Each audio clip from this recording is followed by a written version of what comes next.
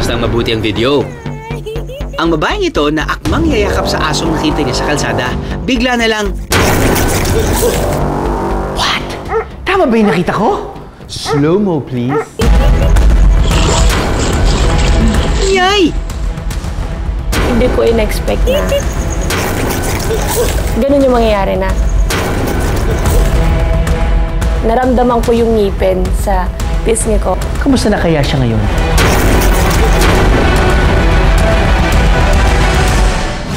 Sunod-sunod ang pasok ng bagyo sa bansa nitong mga nakarang araw.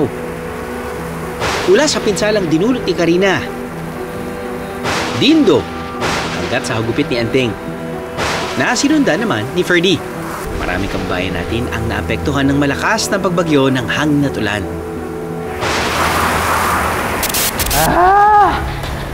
Grabe yung sunod-sunod na pag-ulan, mga kaahang. Hirap pa stranded. Mapapatanong ko na lang, bakit ba kasi may bagyo?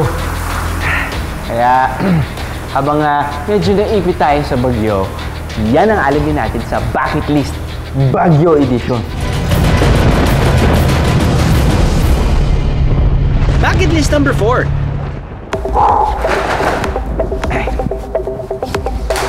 Bakit nga ba bumabagyo? At paano natin ito na-detect? Nabubuo ang bagyo tuwing mainit ang tubig sa karagatan na dinadagdagan pa ng moisture. Kapag mahina ang wind shear ay tumutukoy sa direksyon ng hangin sa baba or sa surface at ang direksyon naman ng hangin sa taas. At pangatlo, kapag sufficient po ang moisture sa kung saan nabubuo ang isang bagyo. Thanks to modern technology, nalalaman na ng mga eksperto tuwing may banta ng bagyo. Unang-una po dyan, ang sa numerical weather prediction models po natin na siyang nagbibigay ng paunang mga impormasyon o mga geographical location po ng atin pong bagyo rin. Pangalawa, sa satellite image na siya po ang atin pong ginagamit upang makita ang mga kumpol ng kaulapan. Bucket list number 3. Now, bakit may mata at buntot ang isang bagyo? Ang mata ng bagyo ay yung gitnang bahagi ng namumuong ulap o bagyo. Habang ang buntot naman ay yung nasa labas o edge ng typhoon structure. Ang pinakamapaminsalang parte ng bagyo ay hindi buntot, hindi mata, kundi yung tinatawag nating eye wall. Pag tumama dito sa eye wall, yung lugar, dyan ang pinakamalakas na hangin. Pero alam niyo ba na sa matang iyan ng bagyo ay ang kalmadong bahagi dahil dito raw hindi malakas ang hangin. Happy Sunday morning mga kaaha! Kamusta ang inyong September? Ayos ba? Well, kung gusto niyo pa ng more fun kaalaman, huwag nang maglilipat ng channel. Dahil narito na ang amazing stories of the week. Yun na nga yung sinasabi ko eh. Stay tuned lang mga kaha para matuto kung paano paamuin ang ating alagang aso kasama ang Pinoy Dog Whisperer. Sit, Asi! Lucy!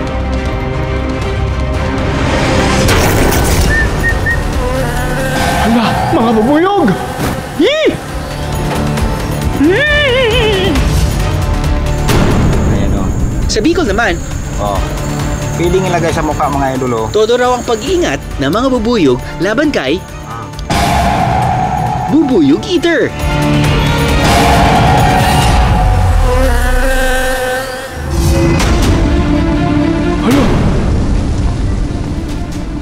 Naku! Teka, kailangan ng rescue! Ulan dito, ulan doon, at malalakas na hangin everywhere. Pakanayan ng mga bagyo na nananalasa ngayong tag-ulan.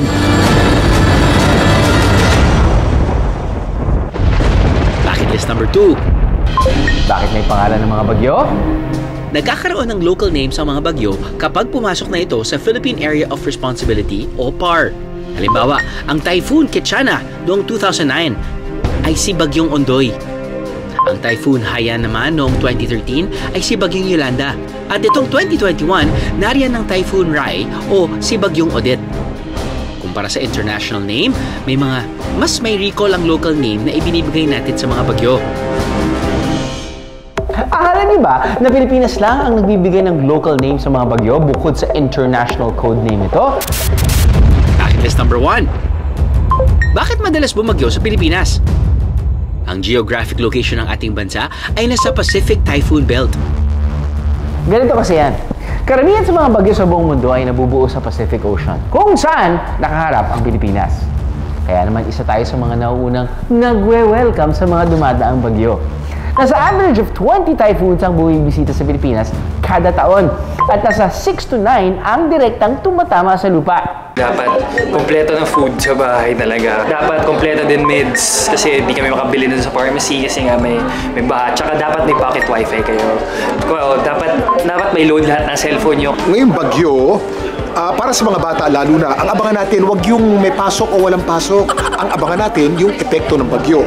Lalong-lalo na yung mga nakatira sa seaside, sa mga tabing dagat, aabangan natin yung tinatawag nating storm surge report. Kaya naman ngayong madalas na ang pagulan, kailangan palagi tayong alerto sa mga posibleng pumasok na bagyo. Palaging mag-check ng updates at maging handa sa mga pwedeng pinsalang idulot ito. Aha!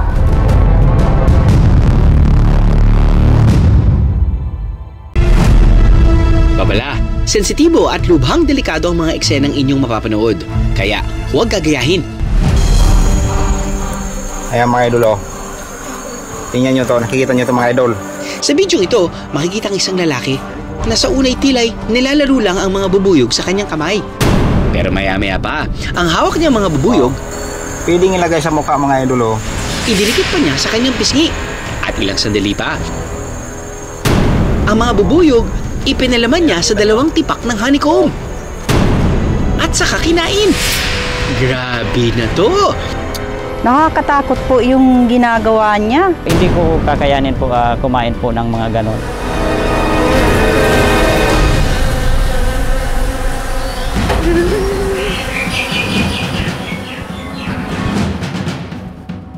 Sila, wala na mga bubuyog.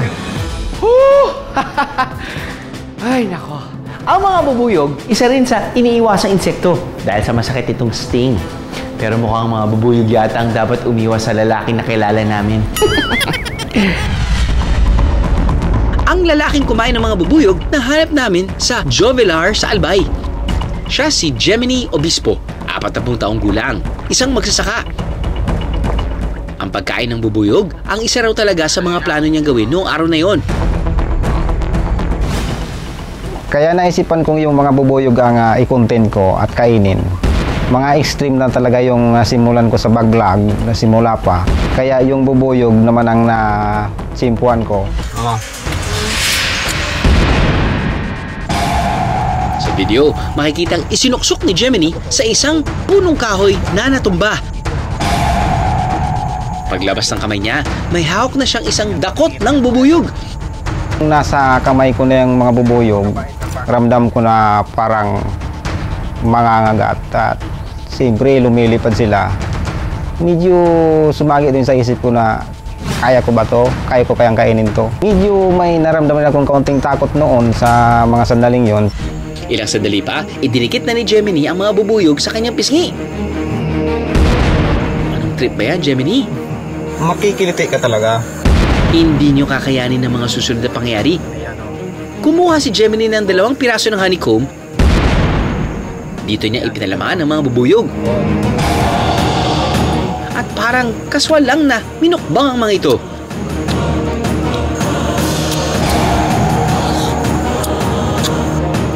Di pa siya nakontento at kumuha pa ng isang dakot ng bubuyog. Inilagay sa bibig sa kasabay na kinain kasama ng honeycomb. Ang video na ito ni Gemini, meron na ngayong 1.2 million views. Ano ba kasing trip itong si Gemini at mga bubuyog pa ang napagdiskitahan? Bakit hindi nilang itong honey ang kainin?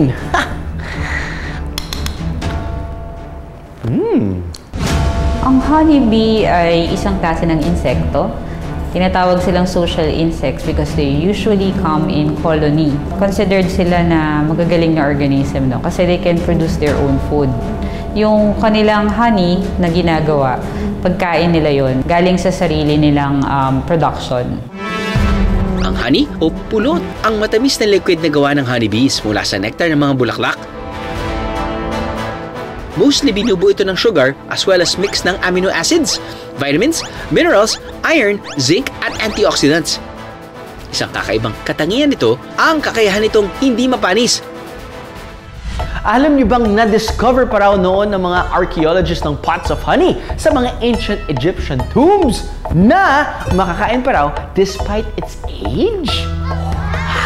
Ang eternal na shelf life ng honey ay dahil daw sa low moisture content at acidic pH levels ito. Mga dahilan kung bakit di kayang mabuhay ng mga bakterya at iba pang microorganisms dito. Doon sa safety feature or safety function ng worker bees, kasama doon yung paggamit ng kanilang sting. No? At anyone, any insect, any entity that approaches them at makaramdam sila ng threat, they will do yung pag-sting. Sa Celtic mythology, ang honeybees ang messenger daw sa pagitan ng mundo at ng spirit realm. Ang folklore na ito nag-carry on sa Christian times. Sa Scotland at England, may mga kwento na naghaham daw ng malakas ang mga ito sa bisperas ng Pasko para sa kapanganakan ni Jesus. Kaya naman, nang inadopt ang Gregorian calendar noong taong 1752, kung saan 11 days ang tinanggal, hindi na marinig ang pagham ng mga bubuyog. Isang senyales daw yon na hindi natuwa ang Diyos sa pagbabago. Going back to Gemini, bago pa raw siya nakakain ng bubuyog, nauna na rin siyang kumain ng iba pang hayop at insekto. Ito ang aking imumukbang, oh, palaka. Nariyang kumain na siya ng palakang bukid na buhay. Pang mukbang? Mga langgam. Pati na nga bubuit o batang daga. At ang lahat ng ito, for the content daw. Dahil bukod sa pagiging farmer, si Gemini ay isa ring vlogger. Kakatapos lang po ng pandemic, naisip ko pong mag-vlog. Sa una, yung mga content ko pa simple-simple lang, mga pagpapatawa lang. Pero dahil wala raw pumapansin sa kanya ang mga ginagawang content, naisip ni Gemini na makipagsabayan na sa ibang vlogger na tulad niya. Nagsimula siyang tumikim ng mga kakaiba at delikadong bagay. Ang unang content niya, ang pagngasap sa tangkay ng badyang o giant taro, malalaking halamang gabi, na toxic sa tao dahil sa taglay nitong calcium oxalate crystals. Nang kinagat ko nga po yun, sobrang katit talaga sa lambunan, parang sinusunog yung bibig ko eh. Nga ulit, nga. Makati. Ayon kay Gemini, kapag kumakain daw siya ng mga exotic na pagkain, after po ng video, yung iba niyan, nailuluwa ko pa. Pero hindi natin maiwasan na walang bakas. Pero talagang ninulunok po talaga yan. At sa paniniwalang makokontra ang epekto ng kinain, umiinom daw siya agad ng sabaw ng niyog o buho. Oo. Pero sa pagkain daw ni Gemini ng mga bubuyog, hindi rin siya nakaligtas sa mga sting nito. Ito talaga yung totoo. Marami din akong kagat na dinanas dyan sa bubuyog na yan. Pati yung ngalangalan ko po, medyo natadtad rin. Pero nasa video pa eh. Kaya hindi ko pinapalata na sobrang hirap talaga ng video yun gawin. Yung kamay ko rin medyo natadtad rin ng kagat ng bubuyog at namagarin yung 3 daliri ko. Aminado naman ang asawa ni Gemini na si Josie na delikado ang ginagawa ng asawa. Nag-aalala din po ako sa kanya, sa kalusugan niya, pero sinuportahan ko na lang po para sa pamilya namin. Simula po nang may nag-viral sa kanyang video, medyo okay na po yung kita niya, kakatulong naman po. Nabibili na po yung bigas, masarap na ulam, saka po may nabibili na rin pong materials pangpagawa ng bahay namin. Ayon sa isang article, ang mga Thai people, especially yung mga nasa northern at northeastern Thailand, may long cultural history ng pagkain ng mga insekto, kasama na rito ang mga honeybee. Although, common na ang pagkain ng mga insekto sa buong mundo, ang mga ethnic groups sa parting ito ng Thailand ay remarkable daw dahil sa large scale na pagkonsumo nila ng honeybees. Ang bees at wasps daw ang most important insektong kinakain sa northern Thailand. Yung piniprepare sa Thailand na pagkain, these are larvae or pupa stages ng honeybee. Ito ay nag-undergo muna ng preparation, either by roasting or piniprito. At itong preparation na ito ay nagkakaroon ng significant na reduction noong apitoxin na kasama doon sa, ang apitoxin, ito yung kumbaga venom na nandoon sa sting. Kung mali ang pagkain ng ganitong uri ng insekto, ano naman kaya ang pwedeng mangyari sa taong kumain ito? For one, mai-inject yung venom na nakakalason nga. Two, yung mga sugat na binigay nito sa kanya, pwedeng maging infected, pwedeng ma-infect. Now, yung death from bee venom, depende yan sa dami ng sting. Usually, isa lang sting, walang problema yun, ano? Malalabanan ng tao, ng adult. Ang problema, if you are highly allergic to the venom, kahit isang bee sting, kung highly allergic ka, pwede kang mamatay agad due to anaphylaxis, anaphylactic shock. Dun sa pagkain niya ng bee, pangontra niya yung buko juice. For one, yung venom, mapupunta yun directly sa blood niya. No? Yung buko juice, dadaan muna sa tiyan niya yun. Hindi naman pangontra yun sa venom, yung buko juice. Mahalagang dapat nating malaman ay may ginagampan ng papel ang mga bubuyog sa ating ecosystem. Tinaguri ang most important living species ang mga bubuyog dahil 70% ang agrikultura ng buong mundo nakasalalay sa mga ito.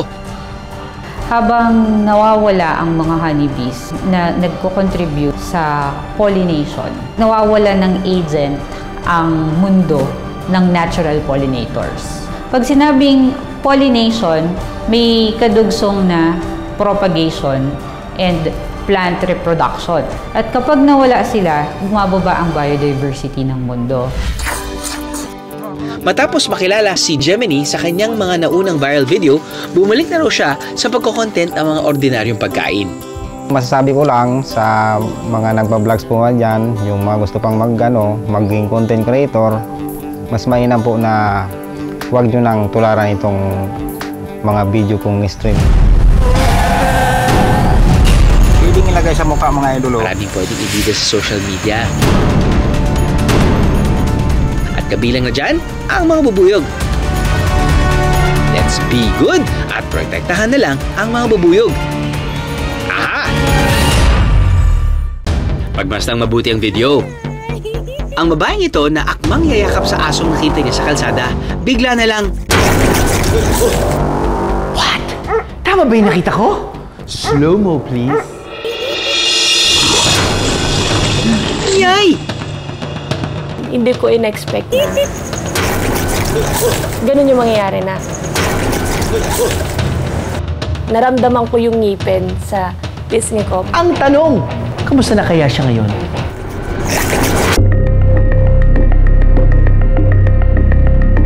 Ako si Sandra, 21 years old. Nakatira ako sa Batangas before, but ngayon nakatira ako sa Manila.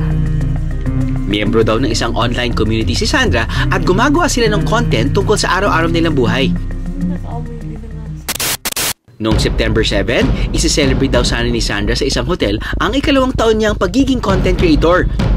At dito nga, nakakwentuhan niya ang guardia ng hotel na may kasamang guard dog. Sir, pwede ko siya i-pet? Yes po ma'am, mabait naman po yan. Since content creator ako, nag-decide ako na mag-video. Inas ko si Kuya na, Kuya, pwede pong i-pet yung aso. Sabi naman ni Kuya, oo, sige ma'am, mabait naman yan. Hindi naman nangangagat. And then, habang sineset up ko yung camera, paglingon ko, hindi ko na malayan na malapit na sa akin yung aso.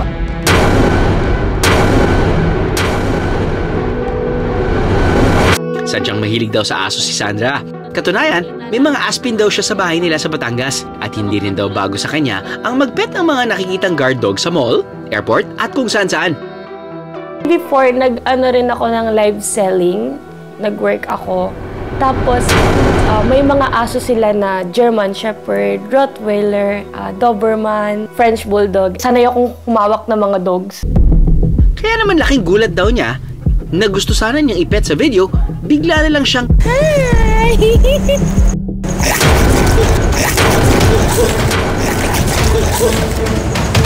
Sorry! Ano mo siya ma'am na...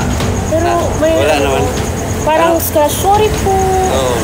Sorry po. Nagalit sa mo pag hinawakan mo siya. Noong time na yon, hindi ko rin alam yung gagawin ko kasi nandun ako para mag-enjoy eh. Matatawa ba ako, magwo-worry ba ako, matatakot ba ako. Kasi nakagat ako ng aso eh.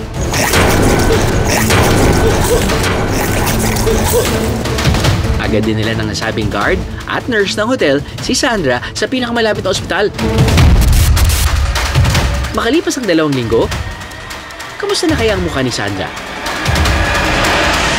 Yung nangyari sa mukha ko, wala naman siyang sugat. Actually, deep bruises lang siya. Gaano ba kahalaga ang agarang pagpapaturok ni Sandra ng anti-rabies at anti-tetanus? Pag meron tayong mga exposure, be it kagat or kalmot ng aso or pusa, kailangan natin magpaturok or magpa-manage agad ng rabies kasi ang rabies until now, wala pa rin siyang cure. So, the window period for rabies management is until hindi lumalabas ang signs and symptoms. Especially dun sa nangyari dun sa video na sa ulo ang kanyang exposure. So, may proximity siya sa brain. So, yung symptoms, mas maaring lumabas siya kaagad. Kaya dapat ASAP ang management ng rabies. Ang asong kumagat kay Sandra, isang Belgian Malinois. Belgian Malinois is an extremely alert and responsive breed. Kaya naman perfect sila bilang guard dog. Sharp din ang kanilang senses. Paalala ng eksperto, kahit ano pa mang breed ng aso, kailangan ng pag-iingat kung lalapitan natin sila. Lalo na kung hindi nila tayo kilala. It seems like na-surprise si Dog. Maybe a lack of introduction from Miss Sandra. Caught by surprise for what is happening around. And then siguro nakita niya din na nirap ni Miss Sandra yung hands niya dun sa neck niya. So medyo yung space ng dog na limit. And that makes him uncomfortable. You know how to recognize the dog's body language. If triggered ba sila, anxious ba sila on that moment, the dog doesn't like to be pet, makikita nyo na yun sa face ng dog, sa body language. Bilang master trainer, sanay na sanay raw si Dwayne sa pag-handle ng Belgian Malinois. Ito nga at kasama niya ang student nilang si Magnus. At wala raw kayong kailangan ipangamba dahil ang breed na ito ng aso, mabait at disiplinado naman daw talaga. He's very kind, he's very gentle. Sometimes he gets too overly excited, which is very normal lang naman. So French yung ginagamit niyang language kasi ginagamit si Magnus for show, for competition international. No? So sit, Asi. Stay. Couché. Good. Pero syempre, may tamang pagsasanay at kaalaman dapat. Kaya ngayong umaga, bibigyan niya ng ilang tips si Sandra kung paano makipag-interact sa asong unang beses lang niya makikita. Hi, Miss Sandra. Hi! Yeah, this is Magnus po. Hi, Magnus! Belgian Malinois, just like yung na-encounter nyo dun sa video nyo, no? But this one is very gentle. When you see na nagtataas yung ears niya, that means alert lang siya sa paligid niya. Sometimes, pag nakababa siyang ganyan, it's just simply mean na parang anxious siya, or pag ina-approach mo siya, mas maganda na nasa side ka. So pag ina-approach natin yung dog, hindi dapat parang malaki yung approach na parang kukunin natin sila or sasakupin natin sila or anything na mafe-feel nila mati-threaten sila. And then when petting the dog, dapat brushing lang. One direction. Sige. Yes, Hi! Oh! No. Adi. Hi, Magnus. Papet ako. Yan, okay na siya. Then say sit. Sit! Good. Sinubukan ng ahanak kunan ng pahayag ang nasabing guard, pero hindi siya tumugon. Para sa akin naman, di ko rin naman kayo masisisi. Hindi ko rin naman masisisi yung aso kung ano nangyari. Kasi biglaan yung nangyari. Like, hindi natin in-expect yung nangyari. So, wala naman akong galit sa dog. Ang natutunan ko is, huwag basta-bastang hawakan sila. Dahil, syempre, yung ibang mga hayop or mga aso, may mga part na ayaw nila, hinahawakan sila.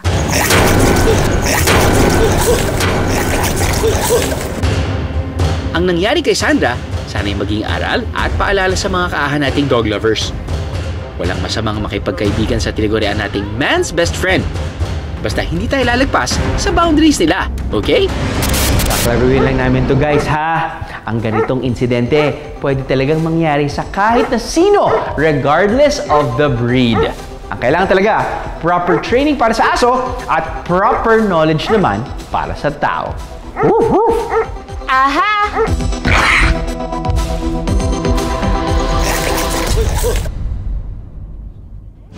Ay, what a wild and fun episode! Kung nagustuhan nyo ang mga kwento today, pwedeng balik-balikan yan online. Punta lang sa aming Facebook page, AHA! At syempre ang aming TikTok account, AHA_GMA. Syempre nariyan din ang ating YouTube channel, GMA Public Affairs. Kita-kits next week ulit, okay? Dahil sa mga fun kalaman, kayo ang laging panalo. AHA!